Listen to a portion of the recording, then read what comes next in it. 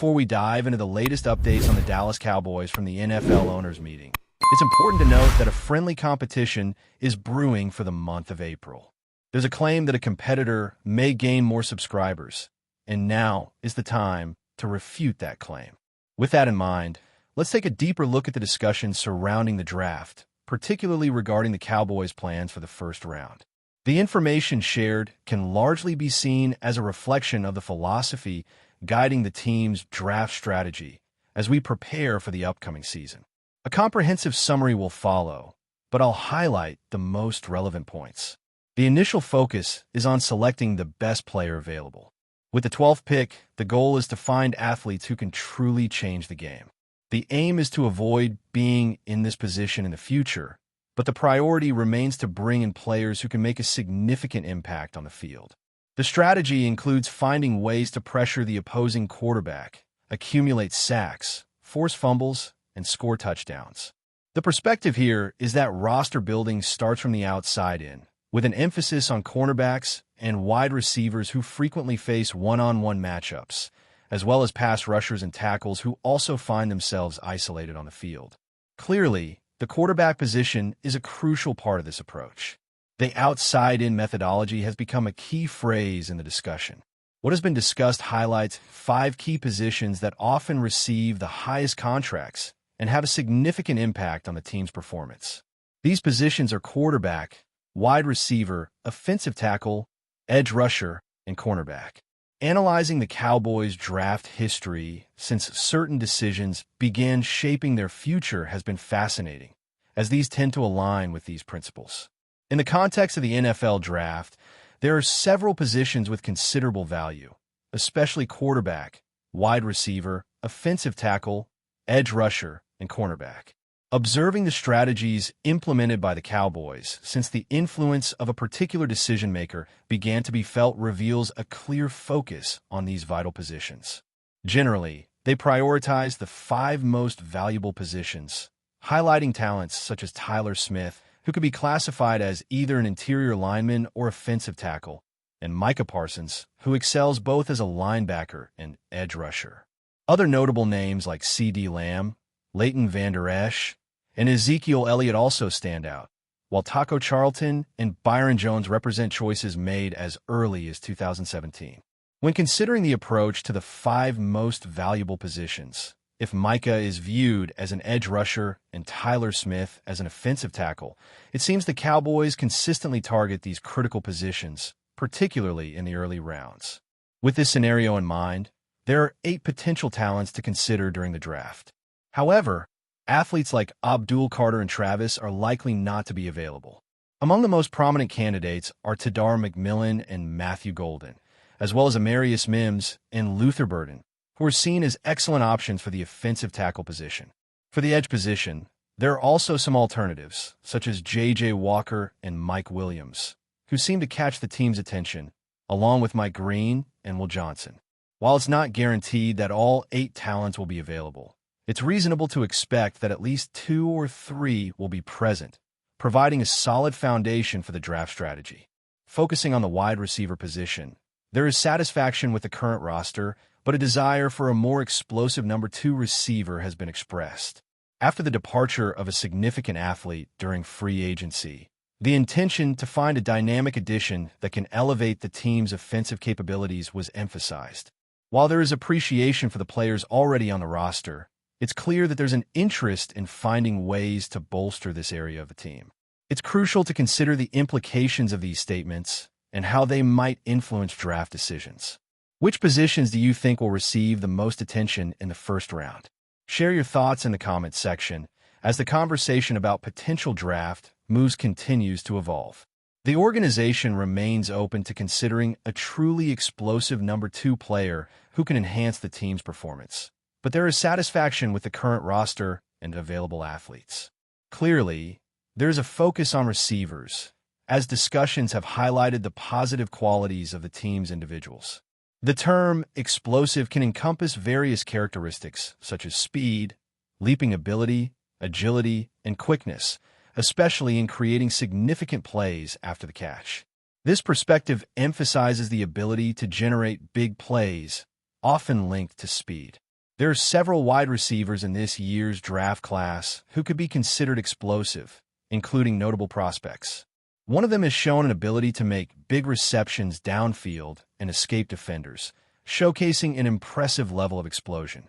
Another prospect averaged 17 yards per reception, which certainly classifies him as explosive, demonstrating remarkable speed. In contrast, a different player might not fit the explosive profile as naturally, being more of a skilled operator and effective run blocker. There is one athlete who displays explosiveness after the catch, but it seems the broader community does not have a particularly favorable opinion of him. Considering the top 4 wide receivers available, if all of them were available with the 12th pick, the question arises as to who would be the preferred choice among them. Shifting focus to a key figure, updates have emerged regarding his situation this year, with signs of optimism that he will participate and will not opt out of voluntary activities as a contract approaches. With only 1 week left until the start of off-season workouts for the team, there is confidence in his intentions, indicating that he plans to be present. Ultimately, he is seen as an excellent prospect, and it seems he is just beginning to tap into his potential. The outlook is definitely positive regarding his involvement moving forward. For the team, there is a strong sense of comfort regarding the situation with him. His presence has been expressed as a priority, and everyone seems to be at ease with this. Ultimately, he is an exceptional player, and it appears he is just beginning to reach his potential. There is no doubt he will be around, regardless of when an agreement is formalized. It's quite likely that a resolution will be reached, which is the most desired outcome. In some way, there is an expectation that he will step up as a leader, and this desire has been expressed. However, there seems to be an expectation from the organization questioning whether he will truly stand out, especially considering past absences for voluntary activities. In light of the new leadership in defensive coordination and the coaching staff, along with the departure of some key veteran leaders, Micah's presence becomes crucial. If he truly wants to take on a prominent role, he must attend all possible activities. It's hard to claim a desire to be a leader if he's not showing up to essential workouts. This situation could cause unnecessary complications, even if the player believes he can manage it. Among the dates to watch out for is April 7th, when voluntary workouts begin. These workouts are optional, meaning Micah's absence will not be counted as a failure to attend. However, this date will serve as an important signal of his commitment. Following that, in May, team-organized activities will take place, followed by a mini-camp in June, which will become increasingly indispensable. Currently, the status of the contract negotiations is as follows. It's clear there have been interactions between the Jones family and the player. Proposals have been made, but no discussions have taken place with the agent yet. Until there is contact with the agent, one could question the effectiveness of the negotiations. The player has been seen praising his agent on social media, which raises uncertainties about the authenticity of the contract talks. The situation seems murky, and until the Jones family and the agent, known for securing major contracts, reach an agreement, a deal seems unlikely. The agent may be a key factor in this situation. So, do the contract talks actually happen? This brings us back to the classic chicken or egg question, in a way. Until the Jones family and the agent, known for his history of securing significant contracts, find common ground, a deal won't happen. It's important to remember that the agent might also bear some responsibility. It's believed that if the player didn't have an agent, the deal would have been finalized by now. But on the other hand, hiring an agent is meant to secure the best possible deal. Now, how dissatisfied is the agent because the team tried to sidestep his active involvement? And how much is he justified in feeling troubled by the failure to follow conventional channels? There may be a subtle conflict occurring at this moment. Frankly, it's hard to say. It doesn't seem like this agreement is difficult to complete, but at some point, negotiating with the agent about the contract will be essential. If that doesn't happen, the situation becomes complicated, as it's not just about who is responsible. There are nuances to this issue. Additionally, event caps are available, which can be found in a specific store, along with a themed pin. There are various options and styles, such as the adjustable cap and snapback, available in dark colors. If interested, you can check out the site. There's also an option for a hoodie available. Links are provided in the comment section and video description today, with a clickable link in the corner. Now, let's cover injury updates. It's no surprise, but news regarding the injuries of two players isn't promising. It's unclear exactly when these athletes will return, as they're dealing with significant injuries. They likely won't be able to play when the season begins. It's quite possible neither will be available for the first week, which is disheartening. However, given the injuries they're facing and their specifics, patience will be necessary. This doesn't mean they won't play in 2025, but the list of players who won't be physically able to play may result in missing the first few weeks, which seems to be a reasonable timeline. So, who will return first? Right now, they're focused on recovering from their injuries, and we must be patient with the process.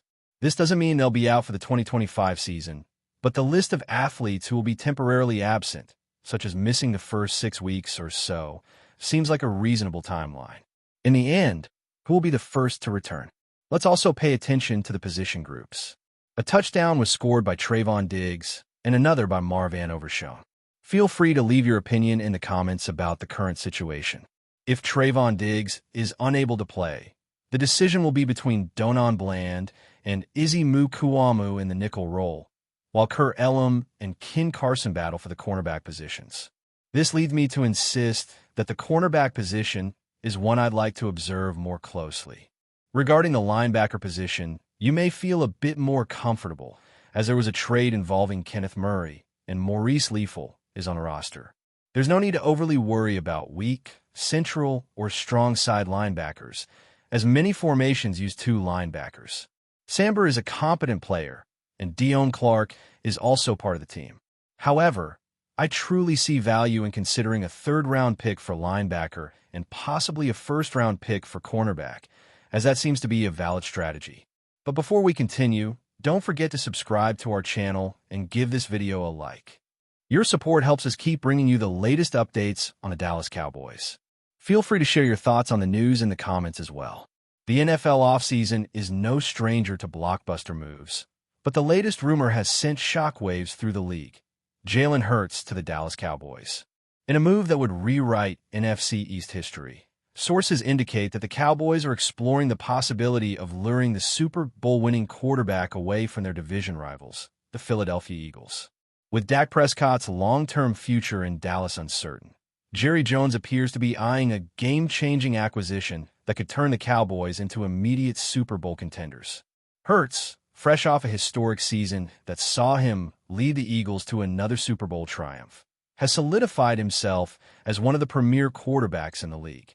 His ability to dominate both through the air and on the ground makes him a rare talent, one that the Cowboys have struggled to contain in recent seasons.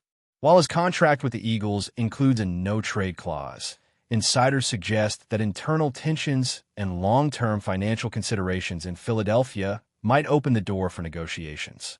For Dallas, acquiring Hurts would not only elevate their offensive firepower, but also send a resounding message to the rest of the league. The Cowboys have consistently fallen short in the playoffs despite assembling a talented roster. Adding Hurts could be the missing piece that propels them past their postseason struggles and into serious championship contention. However, the price tag for such a deal would be astronomical, likely requiring multiple first-round picks and key players in return. The potential move would also ignite one of the most intense rivalries in NFL history. Cowboys and Eagles fans are known for their passionate and often heated exchanges, but the sight of Hurts in a Dallas jersey would take the animosity to a whole new level. From Philadelphia's perspective, losing their franchise quarterback to a hated rival would be a nightmare scenario, one that could alter the trajectory of the NFC East for years to come. That's it for this update. If you enjoyed the video and want to keep receiving exclusive news about the Dallas Cowboys, please subscribe to our channel and give this video a like. We always look forward to your comments and opinions. See you in the next video.